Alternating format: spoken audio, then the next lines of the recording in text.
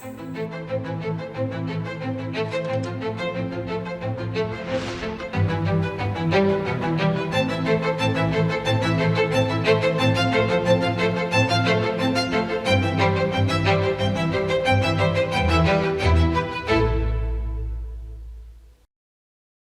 ಪ್ರೀತಿಯ ದೇಶವಾಸಿಗಳೇ, ಎಲ್ಲರಿಗೂ ನಮಸ್ಕಾರ. ಮನ್ ಕಿ ಬಾತ್ ಕಾರ್ಯಕ್ರಮಕ್ಕೆ ನಿಮಗೆ ಮತ್ತೊಮ್ಮೆ ಹೃತ್ಪೂರ್ವಕ ಸ್ವಾಗತ, ಅಭಿನಂದನೆಗಳು. ಇನ್ನು ಕೆಲವೇ ದಿನಗಳಲ್ಲಿ ನಾವು 2026ರ ವರ್ಷಕ್ಕೆ ಕಾಲಿಡಲಿದ್ದೇವೆ. ಮತ್ತು ಇಂದು ನಾನು ನಿಮ್ಮೊಂದಿಗೆ ಮಾತನಾಡುತ್ತಿರುವಾಗ ನನ್ನ ಮನಸ್ಸಿನಲ್ಲಿ ಇಡೀ ಒಂದು ವರ್ಷದ ನೆನಪುಗಳು ನನ್ನ ಮನಸ್ಸಿನಲ್ಲಿ ಸುಳಿದಾಡುತ್ತಿವೆ. ದೇಶವನ್ನು ಒಗ್ಗೂಡಿಸಿದಂತಹ ಅನೇಕ ಚಿತ್ರಗಳು, ಅನೇಕ ಚರ್ಚೆಗಳು, ಅನೇಕ ಸಾಧನೆಗಳು 2025 ನಮಗೆ ಪ್ರತಿಯೊಬ್ಬ ಭಾರತೀಯನೂ ಹೆಮ್ಮೆ ಪಡುವಂತಹ ಅನೇಕ ಅದ್ಭುತ ಕ್ಷಣಗಳನ್ನು ನೀಡಿದೆ. ದೇಶದ ಸುರಕ್ಷತೆಯಿಂದ ಹಿಡಿದು ಕ್ರೀಡಾಂಗಣದವರೆಗೆ, ವಿಜ್ಞಾನದ ಪ್ರಯೋಗಾಲಯಗಳಿಂದ ಹಿಡಿದು ವಿಶ್ವದ ದೊಡ್ಡ ವೇದಿಕೆಗಳವರೆಗೆ ಭಾರತವು ಎಲ್ಲೆಡೆ ತಂದೇ ಆದ ಬಲವಾದ ಛಾಪು ಮೂಡಿಸಿದೆ.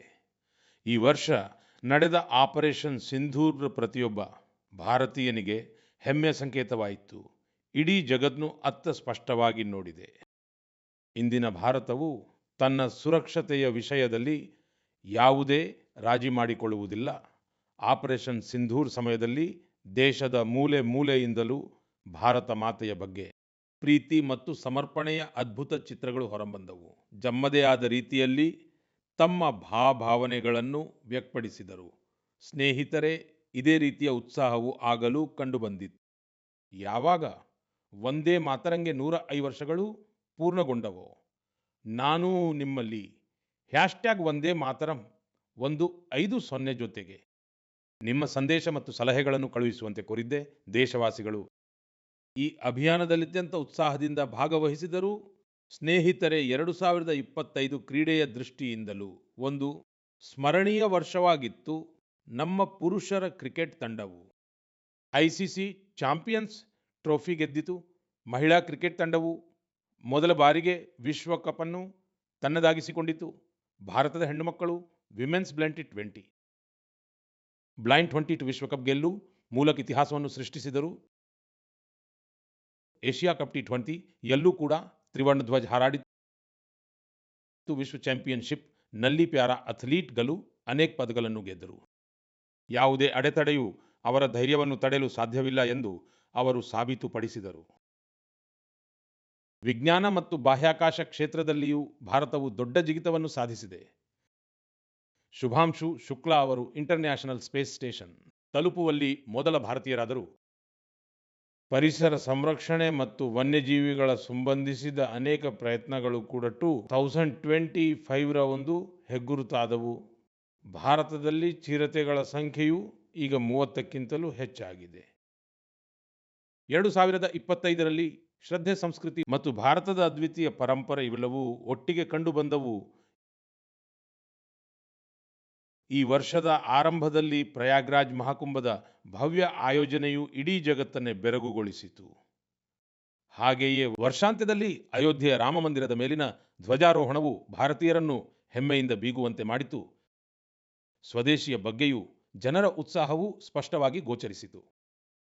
ಜನರು ಯಾವುದರಲ್ಲಿ ಭಾರತೀಯರ ಬೆವರು ಹರಿದಿದೆಯೋ ಮತ್ತು ಯಾವುದರಲ್ಲಿ ಭಾರತದ ಮಣ್ಣಿನ ಸುವಾಸನೆ ಇದೆಯೋ ಎಂದು ನಾವು ಬಹಳ ಹೆಮ್ಮೆಯಿಂದ ಹೇಳಬಹುದು. 2025 ನಮಗೆ ಇನ್ನಷ್ಟು ಹೆಚ್ಚಿನ ಆತ್ಮವಿಶ್ವಾಸವನ್ನು ನೀಡಿದೆ. ಇದೇ ವರ್ಷದಲ್ಲಿ ನಾವು ನೈಸರ್ಗಿಕ ವಿಕೋಪಗಳನ್ನು ಎದುರಿಸಬೇಕಾಗಿ ಬಂತು.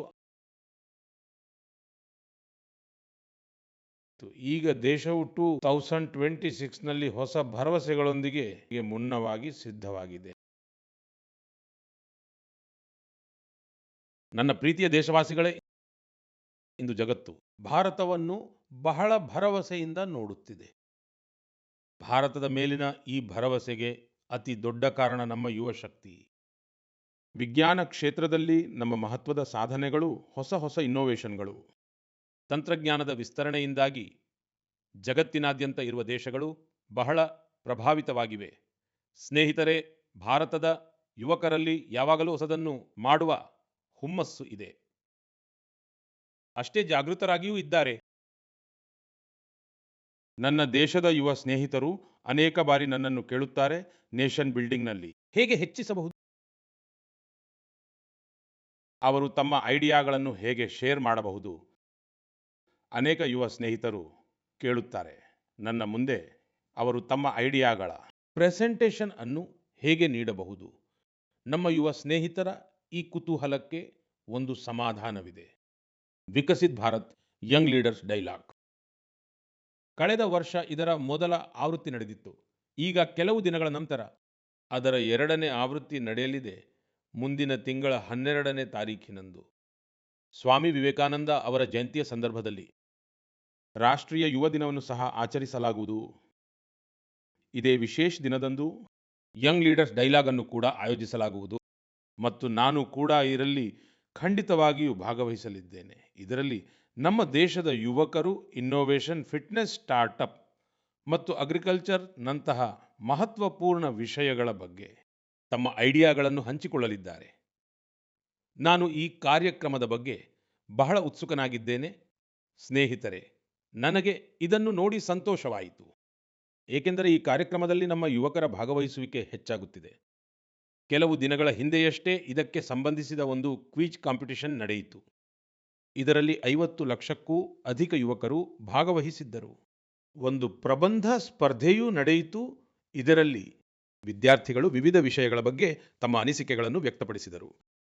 ಈ ಸ್ಪರ್ಧೆಯಲ್ಲಿ ತಮಿಳುನಾಡು ಮೊದಲ ಮತ್ತು ಉತ್ತರ ಪ್ರದೇಶ 2ನೇ ಸ್ಥಾನದಲ್ಲಿತ್ತು.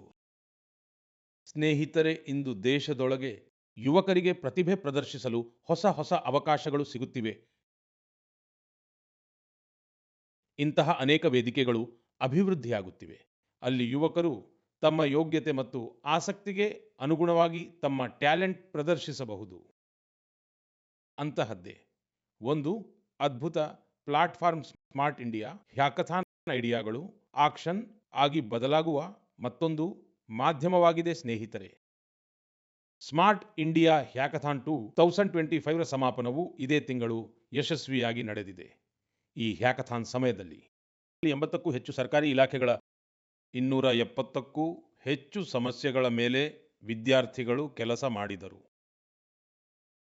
ವಿದ್ಯಾರ್ಥಿಗಳು ಸಂಚಾರ ದಟ್ಟಣೆಯಂತಹ ನಿಜ ಜೀವನದ ಸವಾಲುಗಳಿಗೆ ಸಂಬಂಧಿಸಿದ ಪರಿಹಾರಗಳನ್ನು ನೀಡಿದರು. ಈ ನಿಟ್ಟಿನಲ್ಲಿ ಯುವಕರು ಸ್ಮಾರ್ಟ್ ಟ್ರಾಫಿಕ್ ಮ್ಯಾನೇಜ್ಮೆಂಟ್ಗೆ ಸಂಬಂಧಿಸಿದ ಬಹಳ ಇಂಟ್ರೆಸ್ಟಿಂಗ್ ಆದಂತಹ ಪರ್ಸ್ಪೆಕ್ಟಿವ್ಗಳನ್ನು ಹಂಚಿಕೊಂಡಿದ್ದಾರೆ. ಫೈನಾನ್ಷಿಯಲ್ ಫ್ರಾಡ್ಸ್ ಮತ್ತು ಡಿಜಿಟಲ್ ಏರಿಯಾಸ್ ನಂತಹ ಸವಾಲುಗಳ ಪರಿಹಾರದ ಬಗ್ಗೆಯೂ ನಮ್ಮ ಯುವಕರು ತಮ್ಮ ಐಡಿಯಾಗಳನ್ನು ಮುಂದಿಟ್ಟಿದ್ದಾರೆ. ಹಳ್ಳಿಗಳಲ್ಲಿ ಡಿಜಿಟಲ್ ಬ್ಯಾಂಕಿಂಗ್ ಆಗಿ ಸೈಬರ್ ಸೆಕ್ಯುರಿಟಿ ಫ್ರೇಮ್ವರ್ಕ್ ಕುರಿತು ಸಲಹೆ ನೀಡಿದರೂ ಅನೇಕ ಯುವಕರು ಕೃಷಿ ವಲಯದ ಸವಾಲುಗಳಿಗೆ ಪರಿಹಾರ ಕಂಡುಕೊಳ್ಳುವಲ್ಲಿ ನಿರತರಾಗಿದ್ದರು. ಸ್ನೇಹಿತರೆ, ಕಳೆದ 7-8 ವರ್ಷಗಳಲ್ಲಿ ಸ್ಮಾರ್ಟ್ ಇಂಡಿಯಾ ಹ್ಯಾಕಥಾನ್ನಲ್ಲಿ 13 ಲಕ್ಷಕ್ಕೂ ಹೆಚ್ಚು ವಿದ್ಯಾರ್ಥಿಗಳು ಮತ್ತು 6,000ಕ್ಕೂ ಹೆಚ್ಚು ಇನ್ಸ್ಟಿಟ್ಯೂಟ್ಗಳು ಭಾಗವಹಿಸಿವೆ. ಯುವಕರು ನೂರಾರು ಪ್ರಾಬ್ಲಮ್ಗಳಿಗೆ ನಿಖರವಾದ ಸೊಲ್ಯೂಷನ್ಗಳನ್ನು ಸಹ ಅವರು ನೀಡಿದ್ದಾರೆ. ಈ ರೀತಿಯ ಹ್ಯಾಕಥಾನ್ಗಳ ಆಯೋಜನೆ ಕಾಲಕಾಲಕ್ಕೆ ನಡೆಯುತ್ತಲೇ ಇರುತ್ತದೆ. ನನ್ನ ಯುವ ಸ್ನೇಹಿತರಲ್ಲಿ ನನ್ನ ಆಗ್ರಹವೇನೆಂದರೆ ಅವರು ಈ ಹ್ಯಾಕಥಾನ್ಗಳ ಭಾಗವಾಗಲೇಬೇಕು ಎಂದು ನಾನು ಹೇಳುತ್ತೇನೆ. ಸ್ನೇಹಿತರೆ, ಇಂದಿನ ಜೀವನ ಟೆಕ್ ಡ್ರಿವನ್ ಆಗುತ್ತಿದೆ ಮತ್ತು ಶತಮಾನಗಳಲ್ಲಿ ಆಗುತ್ತಿದ್ದ ಬದಲಾವಣೆಗಳು, ಆ ಬದಲಾವಣೆಗಳು ಕೆಲವೇ ವರ್ಷಗಳಲ್ಲಿ ಆಗುತ್ತಿರುವುದನ್ನು ನಾವು ಕಣ್ಣಾರೆ ನೋಡುತ್ತಿದ್ದೇವೆ. ಕೆಲವೊಮ್ಮೆ ಕೆಲವರು ರೋಬೋಟ್ಗಳು ಮನುಷ್ಯನನ್ನೇ ರಿಪ್ಲೇಸ್ ಮಾಡಿಬಿಡಬಹುದೇನೋ ಎಂದು ಆತಂಕ ವ್ಯಕ್ತಪಡಿಸುತ್ತಾರೆ. ಇಂತಹ ಬದಲಾಗುತ್ತಿರುವ ಕಾಲದಲ್ಲಿ ಮಾನವ ಅಭಿವೃದ್ಧಿಗಾಗಿ ನಾವು ನಮ್ಮ ಮೂಲಗಳಿಗೆ ಅಂಟಿಕೊಂಡಿರುವುದು ಬಹಳ ಮುಖ್ಯ. ನಮ್ಮ ಮುಂದಿನ ಪೀಳಿಗೆ ತನ್ನ ಸಂಸ್ಕೃತಿಯ ಬೇರುಗಳನ್ನು ಹೊಸ ಆಲೋಚನೆಗಳೊಂದಿಗೆ, ಹೊಸ ವಿಧಾನಗಳೊಂದಿಗೆ ಚೆನ್ನಾಗಿ ಹಿಡಿದುಕೊಳ್ಳುತ್ತಿರುವುದನ್ನು ನೋಡಿ ನನಗೆ ಬಹಳ ಸಂತೋಷವಾಗುತ್ತದೆ. ಗೆಳೆಯರೇ, ನೀವು ಇನ್ಸ್ಟಿಟ್ಯೂಟ್ ಆಫ್ ಸೈನ್ಸ್, ಅದರ ಹೆಸರನ್ನು ನೀವು ಖಂಡಿತವಾಗಿಯೂ ಕೇಳಿರುತ್ತೀರಿ.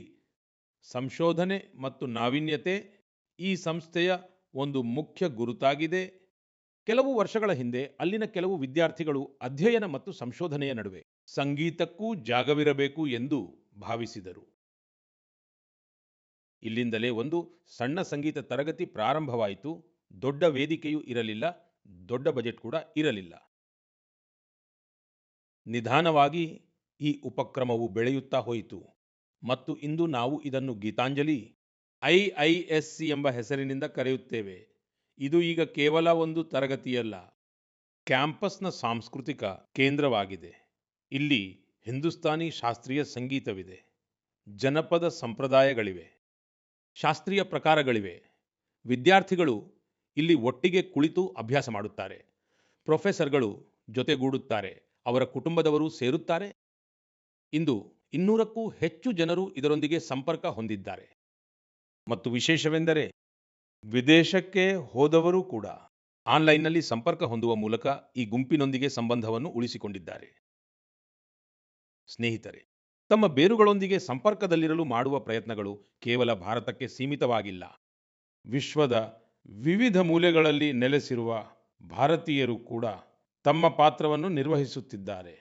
ನಮ್ಮನ್ನು ದೇಶದಿಂದ ಹೊರಗೆ ಕರೆದೊಯ್ಯುವ ಇನ್ನೂ ಒಂದು ಉತ್ತಮ ಉದಾಹರಣೆಯೆಂದರೆ ದುಬೈಯಲ್ಲಿ ವಾಸಿಸುವ ಕನ್ನಡಿಗ ಕುಟುಂಬಗಳು.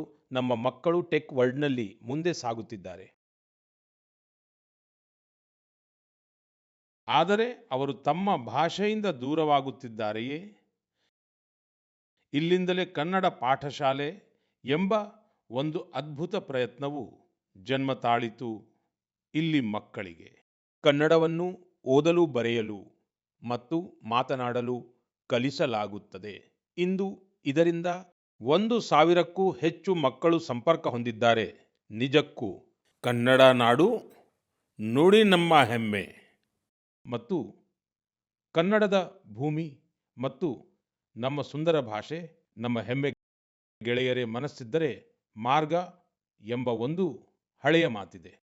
ಈ ಮಾತನ್ನು ಮಣಿಪುರದ ಯುವಕನೊಬ್ಬ ಮತ್ತೆ ಸಾಬೀತುಪಡಿಸಿದ್ದಾನೆ. ಅವರೇ ಮೊಯಿರಾಂಗ್ಥೆಮ್ ಸೇಠ್ ಜಿ ಅವರು. ಅವರ ವಯಸ್ಸು 40 ವರ್ಷಕ್ಕಿಂತ ಕಡಿಮೆ. ಶ್ರೀಮಾನ್ ಮೊಯಿರಾಂಗ್ಥೆಮ್ ಜಿ ಅವರು ವಾಸಿಸುತ್ತಿದ್ದ ದೂರದ ಪ್ರದೇಶದಲ್ಲಿ ವಿದ್ಯುತ್ ಶಕ್ತಿಯ ದೊಡ್ಡ ಸಮಸ್ಯೆ ಇತ್ತು. ಈ ಸವಾಲನ್ನು ಎದುರಿಸಲು ಅವರು ಸ್ಥಳೀಯ ಪರಿಹಾರಕ್ಕೆ ಒತ್ತು ನೀಡಿದರು ಮತ್ತು ಅವರಿಗೆ ಈ ಪರಿಹಾರವು ಸೋಲಾರ್ ಪವರ್ನಲ್ಲಿ ದೊರೆಯಿತು. ನಮ್ಮ ಮಣಿಪುರದಲ್ಲಿ ಹೇಗೂ ಸೌರಶಕ್ತಿ ಉತ್ಪಾದಿಸುವುದು ಸುಲಭ. ಆದ್ದರಿಂದ ಮೊಯಿರಾಂಗ್ಥೆಮ್ ಜಿ ಅವರು ಸೋಲಾರ್ ಪ್ಯಾನೆಲ್ಗಳನ್ನು ಅಳವಡಿಸುವ ಅಭಿಯಾನವನ್ನು ಪ್ರಾರಂಭಿಸಿದರು ಮತ್ತು ಈ ಅಭಿಯಾನದಿಂದಾಗಿ ಇಂದು ಅವರ ಪ್ರದೇಶದ ನೂರಾರು ಮನೆಗಳಿಗೆ ಸೋಲಾರ್ ಪವರ್ ಸುಲಭವಾಗಿ ತಲುಪಿದೆ. ವಿಶೇಷವಾದ ಸಂಗತಿ ಏನೆಂದರೆ ಅವರು ಸೋಲಾರ್ ಪವರ್ ಅನ್ನು ಹೆಲ್ತ್ ಕೇರ್ ಮತ್ತು ಜೀವನೋಪಾಯವನ್ನು ಸುಧಾರಿಸಲು ಬಳಸಿಕೊಂಡಿದ್ದಾರೆ. ಇಂದು ಅವರ ಪ್ರಯತ್ನಗಳಿಂದ ಮಣಿಪುರದ ಅನೇಕ ಹೆಲ್ತ್ ಸೆಂಟರ್ಗಳಿಗೂ ಸೋಲಾರ್ ಪವರ್ ಲಭ್ಯವಾಗುತ್ತಿದೆ. ಅವರ ಈ ಕೆಲಸದಿಂದ ಮಣಿಪುರದ ನಾರಿಶಕ್ತಿಗೂ ಬಹಳಷ್ಟು ಲಾಭವಾಗಿದೆ. ಸ್ಥಳೀಯ ಮೀನುಗಾರರು ಮತ್ತು ಕಲಾವಿದರಿಗೂ ಇದರಿಂದ ಸಹಾಯವಾಗಿದೆ. ಸ್ನೇಹಿತರೆ, ಇಂದು ಸರ್ಕಾರ PM ಸೂರ್ಯಘರ್ ಉಚಿತ ವಿದ್ಯುತ್ ಯೋಜನೆಯಡಿ ಪ್ರತಿಯೊಬ್ಬ ಫಲಾನುಭವಿ ಕುಟುಂಬಕ್ಕೆ ಸೋಲಾರ್ ಪ್ಯಾನೆಲ್ ಅಳವಡಿಸಲು ಸುಮಾರು 75ರಿಂದ 80 ಸಾವಿರ ರೂಪಾಯಿಗಳನ್ನು ನೀಡುತ್ತಿದೆ. ಮೊಯಿರಾಂಗ್ಥೆಮ್ ಜಿ ಅವರ ಈ ಮಹತ್ತರ ಪ್ರಯತ್ನಗಳು ವೈಯಕ್ತಿಕ ಪ್ರಯತ್ನಗಳಾಗಿದ್ದರೂ ಸೋಲಾರ್ ಪವರ್ಗೆ ಸಂಬಂಧಿಸಿದ ಪ್ರತಿಯೊಂದು ಅಭಿಯಾನಕ್ಕೂ ಒಂದು ಹೊಸ ವೇಗವನ್ನು ನೀಡುತ್ತಿವೆ. ನಾನು ಮನ್ ಕಿ ಬಾತ್ ಮೂಲಕ ಅವರಿಗೆ ನನ್ನ ಶುಭಾಶಯಗಳನ್ನು ತಿಳಿಸುತ್ತೇನೆ. ನನ್ನ ಪ್ರೀತಿಯ ದೇಶವಾಸಿಗಳೇ, ಬನ್ನಿ ಈಗ ನಾವು ಜಮ್ಮು ಮತ್ತು ಕಾಶ್ಮೀರದ ಕಡೆಗೆ ಹೋಗೋಣ. ಜಮ್ಮು ಮತ್ತು ಕಾಶ್ಮೀರದ ಸಾಂಸ್ಕೃತಿಕ ಮತ್ತು ಐತಿಹಾಸಿಕ ಪರಂಪರೆಯ ಒಂದು ಕಥೆಯನ್ನು ಹಂಚಿಕೊಳ್ಳಲು ಬಯಸುತ್ತೇನೆ. ಅದು ನಿಮ್ಮಲ್ಲಿ ಹೆಮ್ಮೆಯನ್ನು ತುಂಬುತ್ತದೆ. ಜಮ್ಮು ಮತ್ತು ಕಾಶ್ಮೀರದ ಬಾರಾಮುಲ್ಲಾದಲ್ಲಿ ಜೆಹನ್ಪೋರಾ ಎಂಬ ಒಂದು ಸ್ಥಳವಿದೆ. ಅಲ್ಲಿನ ಜನರು ವರ್ಷಗಳಿಂದ ಕೆಲವು ಎತ್ತರದ ದಿಬ್ಬಗಳನ್ನು ನೋಡುತ್ತಿದ್ದರು. ಅವು ಸಾಮಾನ್ಯ ದಿಬ್ಬಗಳಾಗಿದ್ದವು. ಅವುಗಳೇನು ಎಂಬುದು ಯಾರಿಗೂ ತಿಳಿದಿರಲಿಲ್ಲ. ನಂತರ ಒಂದು ದಿನ ಆರ್ಕಿಯಾಲಜಿಸ್ಟ್ಗಳ ದೃಷ್ಟಿ ಅವುಗಳ ಮೇಲೆ ಬಿತ್ತು. ಅವರು ಈ ಪ್ರದೇಶವನ್ನು ಗಮನವಿಟ್ಟು ನೋಡಲು ಪ್ರಾರಂಭಿಸಿದಾಗ ಈ ದಿಬ್ಬಗಳು ವಿಭಿನ್ನವಾಗಿ ಕಂಡವು. ಇದರ ನಂತರ ಈ ದಿಬ್ಬಗಳ ವೈಜ್ಞಾನಿಕ ಅಧ್ಯಯನವನ್ನು ಪ್ರಾರಂಭಿಸಲಾಯಿತು. ಡ್ರೋನ್ ಮೂಲಕ ಮೇಲಿನಿಂದ ಚಿತ್ರಗಳನ್ನು ತೆಗೆಯಲಾಯಿತು, ನೆಲದ ಮ್ಯಾಪಿಂಗ್ ಮಾಡಲಾಯಿತು ಮತ್ತು ನಂತರ ಕೆಲವು ಆಶ್ಚರ್ಯಕರ ವಿಷಯಗಳು ಬೆಳಕಿಗೆ ಬರಲಾರಂಭಿಸಿದವು. ಈ ದಿಬ್ಬಗಳು ನೈಸರ್ಗಿಕವಲ್ಲ ಎಂದು ತಿಳಿಯಿತು. ಇದನ್ನು ಮನುಷ್ಯರು ನಿರ್ಮಿಸಿದ್ದರು. ಇದು ಯಾವುದೋ ದೊಡ್ಡ ಕಟ್ಟಡದ ಅವಶೇಷವಾಗಿತ್ತು. ಇದೇ ಸಮಯದಲ್ಲಿ ಮತ್ತೊಂದು ಕುತೂಹಲಕಾರಿ ಕೊಂಡಿ ಸೇರಿಕೊಂಡಿತು. ಕಾಶ್ಮೀರದಿಂದ ಸಾವಿರಾರು ಕಿಲೋಮೀಟರ್ ದೂರದಲ್ಲಿರುವ ಫ್ರಾನ್ಸ್ನ ಒಂದು ಮ್ಯೂಸಿಯಂನ ಆರ್ಕೈವ್ಸ್ನಲ್ಲಿ ಒಂದು ಹಳೆಯ ಮಸುಕಾದ ಚಿತ್ರ ಸಿಕ್ಕಿತು. ಬಾರಾಮುಲ್ಲಾದ ಆ ಚಿತ್ರದಲ್ಲಿ 3 ಬೌದ್ಧ ಸ್ತೂಪಗಳು ಕಾಣುತ್ತಿದ್ದವು. ಇಲ್ಲಿಂದಲೇ ಕಾಲವು ತಿರುವು ಪಡೆದುಕೊಂಡಿತು ಮತ್ತು ಕಾಶ್ಮೀರದ ಒಂದು ಗೌರವಾನ್ವಿತ ಗತಕಾಲ ನಮ್ಮ ಮುಂದೆ ಅನಾವರಣಗೊಂಡಿತು. ಇದು ಸುಮಾರು 2000 ವರ್ಷಗಳಷ್ಟು ಹಳೆಯ ಇತಿಹಾಸವಾಗಿದೆ. ಇದು ಕಾಶ್ಮೀರದ ಜೆಹನ್ಪೋರಾದ ಬೌದ್ಧ ಸಂಕೀರ್ಣವಾಗಿದೆ. ಇದು ಕಾಶ್ಮೀರದ ಗತಕಾಲ ಹೇಗಿತ್ತು, ಅದರ ಅಸ್ಮಿತೆ ಎಷ್ಟು ಸಮೃದ್ಧವಾಗಿತ್ತು ಎಂಬುದನ್ನು ನಮಗೆ ನೆನಪಿಸುತ್ತದೆ. ನನ್ನ ಪ್ರೀತಿಯ ದೇಶವಾಸಿಗಳೇ, ಈಗ ನಾನು ನಿಮ್ಮೊಂದಿಗೆ ಭಾರತದಿಂದ ಸಾವಿರಾರು ಕಿಲೋಮೀಟರ್ ದೂರದಲ್ಲಿರುವ ಹೃದಯಸ್ಪರ್ಶಿಯಾದ ಒಂದು ಪ್ರಯತ್ನದ ಬಗ್ಗೆ ಮಾತನಾಡಲು ಬಯಸುತ್ತೇನೆ. ಫಿಜಿಯಲ್ಲಿ ಭಾರತೀಯ ಭಾಷೆ ಮತ್ತು ಸಂಸ್ಕೃತಿಯ ಪ್ರಸಾರಕ್ಕಾಗಿ ಶ್ಲಾಘನೀಯ ಪ್ರಯತ್ನ ನಡೆಯುತ್ತಿದೆ. ಅಲ್ಲಿನ ಹೊಸ ಪೀಳಿಗೆಯನ್ನು ತಮಿಳು ಭಾಷೆಯೊಂದಿಗೆ ಜೋಡಿಸಲು ಅನೇಕ ಹಂತಗಳಲ್ಲಿ ನಿರಂತರ ಪ್ರಯತ್ನಗಳನ್ನು ಮಾಡಲಾಗುತ್ತಿದೆ. ಕಳೆದ ತಿಂಗಳು ಫಿಜಿಯ ರಾಕಿ ಪ್ರದೇಶದಲ್ಲಿ ಅಲ್ಲಿನ ಒಂದು ಶಾಲೆಯಲ್ಲಿ ಮೊದಲ ಬಾರಿಗೆ ತಮಿಳು ದಿನವನ್ನು ಆಚರಿಸಲಾಯಿತು. ಆ ದಿನ ಮಕ್ಕಳಿಗೆ ಒಂದು ವೇದಿಕೆ ಸಿಕ್ಕಿತು. ಅಲ್ಲಿ ಅವರು ತಮ್ಮ ಭಾಷೆಯ ಬಗ್ಗೆ ಮುಕ್ತ ಮನಸ್ಸಿನಿಂದ ಹೆಮ್ಮೆಯನ್ನು ವ್ಯಕ್ತಪಡಿಸಿದರು. ಮಕ್ಕಳು ತಮಿಳಿನಲ್ಲಿ ಕವಿತೆಗಳನ್ನು ವಾಚಿಸಿದರು, ಭಾಷಣ ಮಾಡಿದರು ಮತ್ತು ತಮ್ಮ ಸಂಸ್ಕೃತಿಯನ್ನು ಸಂಪೂರ್ಣ ಆತ್ಮವಿಶ್ವಾಸದಿಂದ ವೇದಿಕೆಯಲ್ಲಿ ಪ್ರದರ್ಶಿಸಿದರು. ಸ್ನೇಹಿತರೆ, ದೇಶದೊಳಗೂ ತಮಿಳು ಭಾಷೆಯ ಪ್ರಚಾರಕ್ಕಾಗಿ ನಿರಂತರವಾಗಿ ಕೆಲಸ ನಡೆಯುತ್ತಿದೆ. ಕೆಲವು ದಿನಗಳ ಹಿಂದೆಯಷ್ಟೇ ನನ್ನ ಸಂಸದೀಯ ಕ್ಷೇತ್ರ ಕಾಶಿಯಲ್ಲಿ 4ನೇ ಕಾಶಿ ತಮಿಳು ಸಂಗಮಂ ನಡೆಯಿತು. ಈಗ ನಾನು ನಿಮಗೆ ಒಂದು ಆಡಿಯೋ ಕ್ಲಿಪ್ ಅನ್ನು ಕೇಳಿಸಲಿದ್ದೇನೆ. ನೀವು ಕೇಳಿ ಮತ್ತು ನೀವೊಮ್ಮೆ ಊಹಿಸಿ ನೋಡಿ, ತಮಿಳು ಮಾತನಾಡಲು ಪ್ರಯತ್ನಿಸುತ್ತಿರುವ ಈ ಮಕ್ಕಳು ಎಲ್ಲಿಯವರು ಇರಬಹುದು ಎಂದು. வணக்கம். பாரத் அரசாங்கத்தால் ஒரே பாரதம் உன்னத பாரதம் நடத்தப்பட்ட காசி தமிழ் சங்கமம் 4 தமிழ் கற்போம். ನಾನು ரொம்ப ಕಾರ್ಕೆ ಉದಾಹರಣಕ್ಕೆ ಏನು ತಮಿಳಿಲ್ ಇಂಟ್ರೊಡಕ್ಷನ್ ಕಾಸಿಯೋಡು ಭೂಮಿಲ್ ನಾನು ಪಾಯಲ್ ಪಟೇಲ್ அரசு குயின்ஸ் ಇಂಟರ್ ಕಾಲೇಜ್ ಕಿ ಮಾನವಿ ಅನೇವರಕ್ಕೂ ಏನು ವಣಕ್ಕಂ. ಸ್ನೇಹಿತರೆ, ನಿಮಗೆ ತಿಳಿದು ಆಶ್ಚರ್ಯವಾಗಬಹುದು, ತಮಿಳು ಭಾಷೆಯಲ್ಲಿ ಇಷ್ಟು ಸಹಜವಾಗಿ ತಮ್ಮ ಮಾತನ್ನು ಮಂಡಿಸುತ್ತಿರುವ ಈ ಮಕ್ಕಳು ಕಾಶಿಯವರು, ವಾರಾಣಸಿಯವರು. ಇವರ ಮಾತೃಭಾಷೆ ಹಿಂದಿ, ಆದರೆ ತಮಿಳು ಭಾಷೆಯ ಮೇಲಿನ ಪ್ರೀತಿ ಇವರನ್ನು ತಮಿಳು ಕಲಿಯಲು ಪ್ರೇರೇಪಿಸಿದೆ. ಈ ವರ್ಷ ವಾರಾಣಸಿಯಲ್ಲಿ ಕಾಶಿ ತಮಿಳು ಸಂಗಮಂ ಸಂದರ್ಭದಲ್ಲಿ ತಮಿಳು ಕಲಿಯುವುದರ ಮೇಲೆ ವಿಶೇಷ ಒತ್ತು ನೀಡಲಾಗಿತ್ತು. ಲರ್ನ್ ತಮಿಳ್, ತಮಿಳ್ ಕರ್ಕಲಂ. ಈ ಥೀಮ್ ಅಡಿಯಲ್ಲಿ ವಾರಾಣಸಿಯ 50ಕ್ಕೂ ಹೆಚ್ಚು ಶಾಲೆಗಳಲ್ಲಿ ಹಲವಾರು ವಿಶೇಷ ಅಭಿಯಾನಗಳನ್ನು ಸಹ ನಡೆಸಲಾಯಿತು. ಇದರ ಒಂದು ಉತ್ತಮ ಪರಿಣಾಮವೇ ನಗೆಲ್ಲರಿಗೂ ಈ ಆಡಿಯೋ ಕ್ಲಿಪ್ನಲ್ಲಿ ಕೇಳಿಬರುತ್ತಿದೆ. ನನ್ನ ಪೇರು ವೈಷ್ಣವ್. ನಾನು ನಿವೇದಿತಾ ಶಿಕ್ಷಾ ಸದನ್ ಬಾಲಿಕಾ ಇಂಟರ್ ಕಾಲೇಜ್ ವಾರಾಣಸಿ படிக்கிறேன். ನಾನು ಕಾಶಿ ತಮಿಳ್ ಕರ್ಕಲಾಂ 4.0 ಲಾ ತಮಿಳ್ ಭಾಷಾ ಟಿಕ್ಕಾವುಂ ಇಲ್ಲುವಂ ಕರೇನ್. ಇಂಥ ವಯಪುಕ್ಕ ಪ್ರಧಾನ ನರೇಂದ್ರ ಮೋದಿ ಅವಗಲೇಗೂ ನಾನು ನನ್ರಿ ಸೊಲಿಗರೇನ್. ಸ್ನೇಹಿತರೆ, ತಮಿಳು ಭಾಷೆ ಜಗತ್ತಿನ ಅತ್ಯಂತ ಪ್ರಾಚೀನ ಭಾಷೆಯಾಗಿದೆ. ತಮಿಳು ಸಾಹಿತ್ಯವೂ ಅತ್ಯಂತ ಸಮೃದ್ಧವಾಗಿದೆ. ನಾನು ಮನ್ ಕಿ ಬಾತ್ನಲ್ಲಿ ಕಾಶಿ ತಮಿಳು ಸಂಗಮಂನಲ್ಲಿ ಭಾಗವಹಿಸುವಂತೆ ಆಗ್ರಹಿಸಿದ್ದೆ. ನನಗೆ ಖುಷಿಯಿದೆ. ಇಂದು ದೇಶದ ಇತರ ಭಾಗಗಳಲ್ಲಿಯೂ ಮಕ್ಕಳು ಮತ್ತು ಯುವಜನರ ನಡುವೆ ತಮಿಳು ಭಾಷೆಯ ಕುರಿತು ಒಂದು ಹೊಸ ಆಕರ್ಷಣೆ ಸ್ಪಷ್ಟವಾಗಿ ಕಾಣಿಸುತ್ತಿದೆ. ಇದೇ ಭಾರತದ ಏಕತೆ, ನಮ್ಮ ಭಾಷೆಯ ಶಕ್ತಿ ಇದೆ. ಸ್ನೇಹಿತರೆ, ಮುಂದಿನ ತಿಂಗಳು ನಾವು ದೇಶದ ಗಣರಾಜ್ಯೋತ್ಸವವನ್ನು ಆಚರಿಸಲಿದ್ದೇವೆ. ಯಾವಾಗಲೆಲ್ಲ ಇಂತಹ ಸಂದರ್ಭಗಳು ಬರುತ್ತವೆ, ಆಗ ನಮ್ಮ ಮನಸ್ಸು ಸ್ವಾತಂತ್ರ್ಯ ಹೋರಾಟಗಾರರು ಮತ್ತು ಸಂವಿಧಾನ ನಿರ್ಮಾಪಕರ ಬಗ್ಗೆ ಕೃತಜ್ಞತಾ ಭಾವದಿಂದ ತುಂಬಿ ತುಳುಕುತ್ತದೆ. ನಮ್ಮ ದೇಶವು ಸ್ವಾತಂತ್ರ್ಯ ಪಡೆಯಲು ದೀರ್ಘಕಾಲ ಹೋರಾಟ ಮಾಡಿದೆ. ಸ್ವಾತಂತ್ರ್ಯ ಚಳುವಳಿಯಲ್ಲಿ ದೇಶದ ಪ್ರತಿಯೊಂದು ಭಾಗದ ಜನರು ತಮ್ಮ ಕೊಡುಗೆಯನ್ನು ನೀಡಿದ್ದಾರೆ. ಆದರೆ ಬಹಳ ದುರದೃಷ್ಟವಶಾತ್ ಸ್ವಾತಂತ್ರ್ಯದ ಅನೇಕ ನಾಯಕಿಯರಿಗೆ ಸಿಗಬೇಕಾದಂತಹ ಗೌರವವು ಸಿಗಲಿಲ್ಲ. ಅಂತಹ ಒಬ್ಬ ಸ್ವಾತಂತ್ರ್ಯ ಹೋರಾಟಗಾರ್ತಿ ಒಡಿಶಾದ ಪಾರ್ವತಿ ಗಿರಿಜಿ.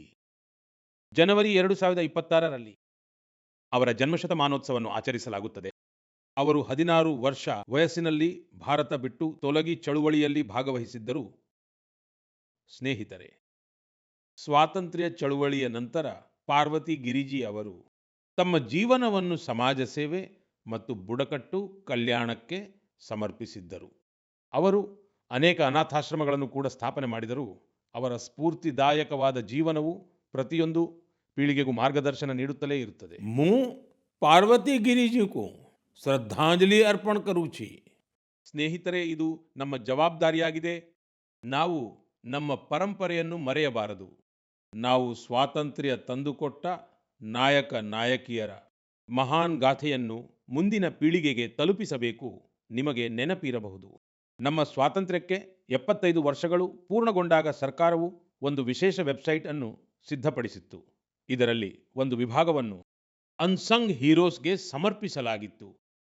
ಇಂದಿಗೂ ನೀವು ಈ ವೆಬ್ಸೈಟ್ಗೆ ಭೇಟಿ ನೀಡಿ ದೇಶಕ್ಕೆ ಸ್ವಾತಂತ್ರ್ಯ ತಂದುಕೊಡುವಲ್ಲಿ ಮಹತ್ವದ ಪಾತ್ರ ವಹಿಸಿದ ಆ ಮಹಾನ್ ವ್ಯಕ್ತಿಗಳ ಬಗ್ಗೆ ತಿಳಿದುಕೊಳ್ಳಬಹುದು. ನನ್ನ ಪ್ರೀತಿಯ ದೇಶವಾಸಿಗಳೇ, ಮನ್ ಕಿ ಬಾತ್ ಮೂಲಕ ನಮಗೆ ಸಮಾಜದ ಒಳಿತಿಗೆ ಸಂಬಂಧಿಸಿದ ಮಹತ್ವದ ವಿಷಯಗಳ ಬಗ್ಗೆ ಚರ್ಚಿಸಲು ಒಂದು ಉತ್ತಮ ಅವಕಾಶ ಸಿಗುತ್ತದೆ. ಇಂದು ನಾನು ಅಂತಹ ಒಂದು ವಿಷಯದ ಬಗ್ಗೆ ಮಾತನಾಡಲು ಬಯಸುತ್ತೇನೆ. ಇದು ನಿಜಕ್ಕೂ ನಮ್ಮೆಲ್ಲರಿಗೂ ಒಂದು ಚಿಂತೆಯ ವಿಷಯವಾಗಿದೆ. ICMR ಅಂದರೆ Indian council of medical research ಇತ್ತೀಚೆಗೆ ಒಂದು ಪ್ರಮುಖ ವರದಿಯನ್ನು ಬಿಡುಗಡೆ ಮಾಡಿದೆ. ಇದರಲ್ಲಿ ನ್ಯುಮೋನಿಯಾ ಮತ್ತು UTIನಂತಹ ಅನೇಕ ರೀತಿಯ ರೋಗಗಳ ವಿರುದ್ಧ ಆಂಟಿಬಯೋಟಿಕ್ ಔಷಧಿಗಳು ಈಗ ದುರ್ಬಲವೆಂದು ಸಾಬೀತಾಗುತ್ತಿವೆ. ಇದು ನಮ್ಮೆಲ್ಲರಿಗೂ ಬಹಳ ಚಿಂತಾಜನಕವಾಗಿದೆ. ವರದಿಯ ಪ್ರಕಾರ ಇದಕ್ಕೆ ಒಂದು ದೊಡ್ಡ ಕಾರಣವೆಂದರೆ ಜನರು ಸ್ವಲ್ಪವೂ ಕೂಡ ಯೋಚನೆ ಮಾಡದೆ ಆಂಟಿಬಯೋಟಿಕ್ ಔಷಧಿಗಳನ್ನು ಸೇವಿಸುವುದಾಗಿದೆ. ಆಂಟಿಬಯೋಟಿಕ್ ಎನ್ನುವುದು ಹಾಗೆಯೇ ತೆಗೆದುಕೊಳ್ಳುವಂತಹ ಔಷಧಿಗಳಲ್ಲ. ಇವುಗಳ ಬಳಕೆಯನ್ನು ವೈದ್ಯರ ಸಲಹೆಯ ಮೇರೆಗೆ ಮಾತ್ರ ಮಾಡಬೇಕು. ಇತ್ತೀಚಿನ ದಿನಗಳಲ್ಲಿ ಕೇವಲ ಒಂದು ಮಾತ್ರೆ ತೆಗೆದುಕೊಂಡರೆ ಸಾಕು, ಎಲ್ಲ ನೋವುಗಳು ದೂರವಾಗುತ್ತವೆ ಎಂದು ಜನರು ನಂಬಲು ಪ್ರಾರಂಭಿಸಿದ್ದಾರೆ. ಇದೇ ಕಾರಣ ರೋಗಗಳು ಮತ್ತು ಸೋಂಕುಗಳು ಈ ಆಂಟಿಬಯೋಟಿಕ್ ಔಷಧಿಗಳನ್ನು ಮೀರಿಸುತ್ತಿವೆ. ನಾನು ನಿಮ್ಮೆಲ್ಲರಲ್ಲೂ ಆಗ್ರಹಿಸುತ್ತೇನೆ, ದಯವಿಟ್ಟು ನಿಮ್ಮ ಮನಸ್ಸಿಗೆ ಬಂದಂತೆ ಔಷಧಿಗಳನ್ನು ಬಳಸುವುದನ್ನು ತಪ್ಪಿಸಿ. ಆಂಟಿಬಯೋಟಿಕ್ ಔಷಧಿಗಳ ವಿಷಯದಲ್ಲಂತೂ ಈ ಒಂದು ವಿಷಯವನ್ನು ಗಮನದಲ್ಲಿಟ್ಟುಕೊಳ್ಳುವುದು ಬಹಳ ಮುಖ್ಯವಾದದ್ದು. ನಾನು ನಿಮಗೆ ಹೇಳುವುದೇನೆಂದರೆ, ಮೆಡಿಸಿನ್ಸ್ಗೆ ಸರಿಯಾದ ಗೈಡೆನ್ಸ್ ಮತ್ತು ಆಂಟಿಬಯೋಟಿಕ್ಸ್ಗೆ ವೈದ್ಯರ ಅವಶ್ಯಕತೆ ಇದೆ. ಈ ಅಭ್ಯಾಸವು ನಿಮ್ಮ ಆರೋಗ್ಯವನ್ನು ಸುಧಾರಿಸುವಲ್ಲಿ ಬಹಳ ಸಹಾಯಕವಾಗಲಿದೆ. ನನ್ನ ಪ್ರೀತಿಯ ದೇಶವಾಸಿಗಳೇ, ನಮ್ಮ ಸಾಂಪ್ರದಾಯಿಕ ಕಲೆಗಳು ಸಮಾಜವನ್ನು ಸಶಕ್ತಗೊಳಿಸುವುದರ ಜೊತೆಗೆ ಜನರ ಆರ್ಥಿಕ ಪ್ರಗತಿಗೂ ಒಂದು ದೊಡ್ಡ ಮಾಧ್ಯಮವಾಗುತ್ತಿವೆ. ಆಂಧ್ರ ಪ್ರದೇಶದ ನರಸಾಪುರಂ ಲೇಸ್ ಕ್ರಾಫ್ಟ್ ಬಗ್ಗೆ ಈಗ ದೇಶಾದ್ಯಂತ ಚರ್ಚೆ ಹೆಚ್ಚಾಗುತ್ತಿದೆ. ಈ ಲೇಸ್ ಕ್ರಾಫ್ಟ್ ಹಲವಾರು ತಲೆಮಾರುಗಳಿಂದಲೂ ಮಹಿಳೆಯರ ಕೈಯಲ್ಲಿಯೇ ಇದೆ. ಇದಕ್ಕೆ ಬಹಳಷ್ಟು ತಾಳ್ಮೆ ಮತ್ತು ಹೆಚ್ಚಿನ ಸೂಕ್ಷ್ಮತೆಯೊಂದಿಗೆ ನಮ್ಮ ದೇಶದ ನಾರಿಶಕ್ತಿಯು ಇದನ್ನು ಸಂರಕ್ಷಿಸಿದೆ. ಇಂದು ಈ ಒಂದು ಭವ್ಯ ಪರಂಪರೆಯನ್ನು ಹೊಸ ರೂಪದೊಂದಿಗೆ ಮುಂದುವರಿಸಿಕೊಂಡು ಹೋಗಲಾಗುತ್ತಿದೆ. ಆಂಧ್ರ ಪ್ರದೇಶ ಸರ್ಕಾರ ಮತ್ತು ನಬಾರ್ಡ್ ಸೇರಿ ಕುಶಲಕರ್ಮಿಗಳಿಗೆ ಹೊಸ ವಿನ್ಯಾಸಗಳನ್ನು ಕಲಿಸುತ್ತಿದ್ದಾರೆ, ಉತ್ತಮ ಸ್ಕಿಲ್ ಟ್ರೈನಿಂಗ್ ನೀಡುತ್ತಿದ್ದಾರೆ ಮತ್ತು ಹೊಸ ಮಾರುಕಟ್ಟೆಗೆ ಸಂಪರ್ಕ ಕಲ್ಪಿಸುತ್ತಿದ್ದಾರೆ. ನರಸಾಪುರಂ ಲೇಸ್ಗೆ GI ಟ್ಯಾಗ್ ಕೂಡ ಸಿಕ್ಕಿದೆ. ಇಂದು ಇದರಿಂದ 500ಕ್ಕೂ ಹೆಚ್ಚು ಉತ್ಪನ್ನಗಳು ತಯಾರಾಗುತ್ತಿವೆ ಮತ್ತು 250ಕ್ಕೂ ಹೆಚ್ಚು ಹಳ್ಳಿಗಳಲ್ಲಿ ಸರಿಸುಮಾರು 1 ಲಕ್ಷ ಮಹಿಳೆಯರಿಗೆ ಇದರಿಂದ ಕೆಲಸ ಸಿಗುತ್ತಿದೆ. ಸ್ನೇಹಿತರೆ, ಮನ್ ಕಿ ಬಾತ್ ಇಂತಹ ಜನರನ್ನು ಮುನ್ನೆಲೆಗೆ ತರುವ ವೇದಿಕೆಯೂ ಆಗಿದೆ. ತಮ್ಮ ಪರಿಶ್ರಮದಿಂದ ಸಾಂಪ್ರದಾಯಿಕ ಕಲೆಗಳನ್ನು ಮುಂದುವರಿಸಿಕೊಂಡು ಹೋಗುತ್ತಿರುವುದು ಮಾತ್ರವಲ್ಲದೆ ಇದರಿಂದ ಸ್ಥಳೀಯ ಜನರನ್ನು ಸಬಲೀಕರಣಗೊಳಿಸುತ್ತಿದ್ದಾರೆ. ಮಣಿಪುರದ ಚುರಾಚಾಂದ್ಪುರದಲ್ಲಿ ಮಾರ್ಗರೆಟ್ ರಾಮ್ ಥಾರ್ಸಿ ಅವರ ಪ್ರಯತ್ನಗಳು ಇಂತಹವೇ ಆಗಿವೆ. ಅವರು ಮಣಿಪುರದ ಸಾಂಪ್ರದಾಯಿಕ ಉತ್ಪನ್ನಗಳನ್ನು, ಅಲ್ಲಿನ ಹ್ಯಾಂಡಿಕ್ರಾಫ್ಟ್ ಅನ್ನು, ಬಿದಿರು ಮತ್ತು ಮರದಿಂದ ಮಾಡಿದ ವಸ್ತುಗಳನ್ನು ಒಂದು ದೊಡ್ಡ ವಿಷನ್ನೊಂದಿಗೆ ನೋಡಿದರು ಮತ್ತು ಇದೇ ವಿಷನ್ನಿಂದಾಗಿ ಅವರು ಒಬ್ಬ ಹ್ಯಾಂಡಿಕ್ರಾಫ್ಟ್ ಆರ್ಟಿಸ್ಟ್ನಿಂದ ಜನರ ಜೀವನವನ್ನು ಬದಲಾಯಿಸುವ ಮಾಧ್ಯಮವಾದರು. ಇಂದು ಮಾರ್ಗರೆಟ್ ಜಿ ಅವರ ಯೂನಿಟ್ನಲ್ಲಿ ಈಗ 50ಕ್ಕೂ ಹೆಚ್ಚು ಆರ್ಟಿಸ್ಟ್ಗಳು ಕೆಲಸ ಮಾಡುತ್ತಿದ್ದಾರೆ ಮತ್ತು ಅವರು ತಮ್ಮ ಕಠಿಣ ಪರಿಶ್ರಮದಿಂದ ದೆಹಲಿ ಸೇರಿದಂತೆ ದೇಶದ ಹಲವು ರಾಜ್ಯಗಳಲ್ಲಿ ತಮ್ಮ ಉತ್ಪನ್ನಗಳಿಗೆ ಒಂದು ಮಾರುಕಟ್ಟೆಯನ್ನು ಸಹ ಅಭಿವೃದ್ಧಿಪಡಿಸಿದ್ದಾರೆ. ಸ್ನೇಹಿತರೆ, ಮಣಿಪುರದಿಂದಲೇ ಮತ್ತೊಂದು ಉದಾಹರಣೆ. ಸೇನಾಪತಿ ಜಿಲ್ಲೆಯ ನಿವಾಸಿ ಚೋಖೋನೆ ಕ್ರಿಚೆನಾ ಜಿ ಅವರ ಸಂಪೂರ್ಣ ಕುಟುಂಬವು ಸಾಂಪ್ರದಾಯಿಕ ಕೃಷಿಯಲ್ಲಿ ತೊಡಗಿಕೊಂಡಿದೆ. ಕ್ರಿಚೆನಾ ಅವರು ಈ ಸಾಂಪ್ರದಾಯಿಕ ಅನುಭವಕ್ಕೆ ಮತ್ತೊಂದು ವಿಸ್ತರಣೆ ನೀಡಿದ್ದಾರೆ. ಅವರು ಹೂವಿನ ಕೃಷಿಯನ್ನು ತಮ್ಮ ಪ್ಯಾಷನ್ ಆಗಿ ಮಾಡಿಕೊಂಡಿದ್ದಾರೆ. ಇಂದು ಅವರು ಈ ಕೆಲಸದ ಮೂಲಕ ವಿವಿಧ ಮಾರುಕಟ್ಟೆಗಳನ್ನು ಜೋಡಿಸುತ್ತಿದ್ದಾರೆ ಮತ್ತು ತಮ್ಮ ಪ್ರದೇಶದ ಸ್ಥಳೀಯ ಸಮುದಾಯಗಳನ್ನು ಸಹ ಎಂಪವರ್ ಮಾಡುತ್ತಿದ್ದಾರೆ. ಸ್ನೇಹಿತರೆ, ಈ ಉದಾಹರಣೆಯು ಇದಕ್ಕೆ ಸಾಕ್ಷಿಯಾಗಿದೆ. ಅದೆಂದರೆ ಸಾಂಪ್ರದಾಯಿಕ ಜ್ಞಾನವನ್ನು ಆಧುನಿಕ ವಿಷನ್ನೊಂದಿಗೆ ಮುಂದುವರೆಸಿದರೆ ಅದು ಆರ್ಥಿಕ ಪ್ರಗತಿಯ ಒಂದು ದೊಡ್ಡ ಮಾಧ್ಯಮವಾಗುತ್ತದೆ. ನಿಮ್ಮ ಸುತ್ತಮುತ್ತಲೂ ಇಂತಹ ಸಕ್ಸಸ್ ಸ್ಟೋರೀಸ್ಗಳು ಏನಾದರೂ ಇದ್ದರೆ ನನಗೆ ಖಂಡಿತವಾಗಿಯೂ ಹಂಚಿಕೊಳ್ಳಿ ಸ್ನೇಹಿತರೆ. ನಮ್ಮ ದೇಶದ ಅತ್ಯಂತ ಸುಂದರವಾದ ವಿಷಯವೆಂದರೆ ವರ್ಷವಿಡೀ ಎಲ್ಲ ಸಮಯದಲ್ಲೂ ದೇಶದ ಯಾವುದಾದರೊಂದು ಭಾಗದಲ್ಲಿ ಉತ್ಸವದ ವಾತಾವರಣವಿರುತ್ತದೆ. ವಿವಿಧ ಪರ್ವಗಳು ಮತ್ತು ಹಬ್ಬಗಳ ಜೊತೆಗೆ ವಿವಿಧ ರಾಜ್ಯಗಳ ಸ್ಥಳೀಯ ಉತ್ಸವಗಳು ಸಹ ಆಯೋಜನೆಗೊಳ್ಳುತ್ತಿರುತ್ತವೆ. ಅಂದರೆ ನೀವು ಪ್ರವಾಸ ಮಾಡಲು ಮನಸ್ಸು ಮಾಡಿದರೆ ಎಲ್ಲ ಸಮಯದಲ್ಲೂ ದೇಶದ ಯಾವುದಾದರೊಂದು ಮೂಲೆ ತನ್ನದೇ ಆದ ಅನನ್ಯ ಉತ್ಸವದೊಂದಿಗೆ ಸಿದ್ಧವಾಗಿರುತ್ತದೆ. ಇಂತಹದ್ದೇ ಒಂದು ಉತ್ಸವವು ಈ ದಿನಗಳಲ್ಲಿ ಕಚ್ನ ರಣ್-ನಲ್ಲಿ ನಡೆಯುತ್ತಿದೆ. ಈ ವರ್ಷ ಕಚ್ ರಣೋತ್ಸವದ ಈ ಒಂದು ಆಯೋಜನೆಯು ನವೆಂಬರ್ 23ರಿಂದ ಪ್ರಾರಂಭವಾಗಿದ್ದು ಫೆಬ್ರವರಿ 20ರವರೆಗೆ ನಡೆಯಲಿದೆ. ಇಲ್ಲಿ ಕಚ್ನ ಜಾನಪದ ಸಂಸ್ಕೃತಿ, ಜಾನಪದ ಸಂಗೀತ, ನೃತ್ಯ ಮತ್ತು ಕರಕುಶಲತೆಯ ವೈವಿಧ್ಯತೆಯು ಕಾಣಸಿಗುತ್ತದೆ. ಕಚ್ನ ಬಿಳಿ ರಣ್ಣ ಭವ್ಯತೆಯನ್ನು ನೋಡುವುದೇ ಒಂದು ಅದ್ಭುತ ಸುಖದ ಅನುಭವ. ವಿಶೇಷವಾಗಿ ರಾತ್ರಿಯ ಸಮಯದಲ್ಲಿ ಬಿಳಿ ರಣ್ಣ ಮೇಲೆ ಬೆಳದಿಂಗಳು ಹರಡಿದಾಗ ಅಲ್ಲಿನ ಸುಂದರ ದೃಶ್ಯವು ತನ್ನಷ್ಟಕ್ಕೆ ಮಾತನಾಡುತ್ತದೆ. ನೋಡಲು ಬಹಳ ಮಂತ್ರಮುಗ್ಧಗೊಳಿಸುವಂತಿರುತ್ತದೆ. ರಣೋತ್ಸವದ ಟೆಂಟ್ ಸಿಟಿ ಬಹಳ ಜನಪ್ರಿಯವಾಗಿದೆ. ನನಗೆ ಬಂದಿರುವ ಮಾಹಿತಿಯ ಪ್ರಕಾರ ಕಳೆದ ಒಂದು ತಿಂಗಳಿನಲ್ಲಿ ಇಲ್ಲಿಯವರೆಗೆ 2 ಲಕ್ಷಕ್ಕೂ ಹೆಚ್ಚು ಜನರು ಈ ರಣೋತ್ಸವದ ಭಾಗವಾಗಿದ್ದಾರೆ ಮತ್ತು ನಮ್ಮ ದೇಶದ ಮೂಲೆ ಮೂಲೆಗಳಿಗೆ ಬಂದಿದ್ದಾರೆ. ವಿದೇಶಗಳಿಂದಲೂ ಜನರು ಬಂದಿದ್ದಾರೆ. ನಿಮಗೆ ಯಾವಾಗ ಅವಕಾಶ ಸಿಕ್ಕರೂ ಇಂತಹ ಉತ್ಸವಗಳಲ್ಲಿ ಖಂಡಿತವಾಗಿಯೂ ಭಾಗವಹಿಸಿ ಮತ್ತು ಭಾರತದ ವೈವಿಧ್ಯತೆಯ ಆನಂದವನ್ನು ಪಡೆಯಿರಿ. ಸ್ನೇಹಿತರೆ, ಇದು 2025ರ ಮನ್ ಕಿ ಬಾತ್ನ ಕೊನೆಯ ಎಪಿಸೋಡ್ ಆಗಿದೆ. ಈಗ ನಾವು 2026ರಲ್ಲಿ ಇದೇ ರೀತಿ ಉಲ್ಲಾಸ ಮತ್ತು ಉತ್ಸಾಹದೊಂದಿಗೆ, ಆತ್ಮೀಯತೆಯೊಂದಿಗೆ ನಮ್ಮ ಮನದ ಮಾತುಗಳನ್ನು ಆಡಲು ಮನ್ ಕಿ ಬಾತ್ ಕಾರ್ಯಕ್ರಮದಲ್ಲಿ ಖಂಡಿತ ಸೇರೋಣ. ಹೊಸ ವಿಷಯಗಳು ಮತ್ತು ಸ್ಫೂರ್ತಿಯನ್ನು ತುಂಬುವಂತಹ ದೇಶವಾಸಿಗಳ ಅಸಂಖ್ಯಾತ ಗಾಥೆಗಳು ಮನ್ ಕಿ ಬಾತ್ನಲ್ಲಿ ನಮ್ಮೆಲ್ಲರನ್ನೂ ಒಗ್ಗೂಡಿಸುತ್ತವೆ. ಪ್ರತಿ ತಿಂಗಳು ನನಗೆ ಇಂತಹ ಅನೇಕ ಸಂದೇಶಗಳು ಬರುತ್ತವೆ. ಇದರಲ್ಲಿ ವಿಕಸಿತ ಭಾರತದ ಬಗ್ಗೆ ಜನರು ತಮ್ಮ ದೃಷ್ಟಿಕೋನವನ್ನು ಹಂಚಿಕೊಳ್ಳುತ್ತಾರೆ. ಜನರಿಂದ ಬರುವ ಸಲಹೆಗಳು ಮತ್ತು ಈ ದಿಕ್ಕಿನಲ್ಲಿ ಅವರ ಪ್ರಯತ್ನಗಳನ್ನು ನೋಡಿ ಈ ವಿಶ್ವಾಸ ಮತ್ತಷ್ಟು ಬಲಗೊಳ್ಳುತ್ತದೆ ಮತ್ತು ಈ ಎಲ್ಲ ಮಾತುಗಳು ನನ್ನನ್ನು ತಲುಪಿದಾಗ ವಿಕಸಿತ ಭಾರತದ ಸಂಕಲ್ಪವು ಖಂಡಿತ ಸಿದ್ಧಿಸುತ್ತದೆ ಎಂಬ ವಿಶ್ವಾಸ ದಿನದಿಂದ ದಿನಕ್ಕೆ ದೃಢವಾಗುತ್ತಾ ಹೋಗುತ್ತದೆ.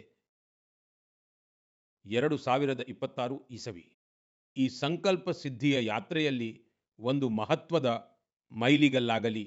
ನಿಮ್ಮ ಮತ್ತು ನಿಮ್ಮ ಕುಟುಂಬದ ಜೀವನ ಸುಖಮಯವಾಗಿರಲಿ. ಇದೇ ಹಾರೈಕೆಯೊಂದಿಗೆ ಈ ಸಂಚಿಕೆಯಿಂದ ವಿದಾಯ ಹೇಳುವ ಮುನ್ನ ನಾನು ಒಂದು ಮಾತು ಖಂಡಿತ ಹೇಳುತ್ತೇನೆ. ಫಿಟ್ ಇಂಡಿಯಾ ಮೂವ್ಮೆಂಟ್ ನೀವು ಸಹ ಫಿಟ್ ಆಗಿರಬೇಕು. ಚಳಿಗಾಲದ ಈ ಸಮಯ ವ್ಯಾಯಾಮಕ್ಕೆ ಸೂಕ್ತವಾಗಿದೆ. ಖಂಡಿತ ವ್ಯಾಯಾಮ ಮಾಡಿ. ನಿಮ್ಮೆಲ್ಲರಿಗೂ 2026ರ ಶುಭಾಶಯಗಳು. ಧನ್ಯವಾದಗಳು. ವಂದೇ ಮಾತರಂ.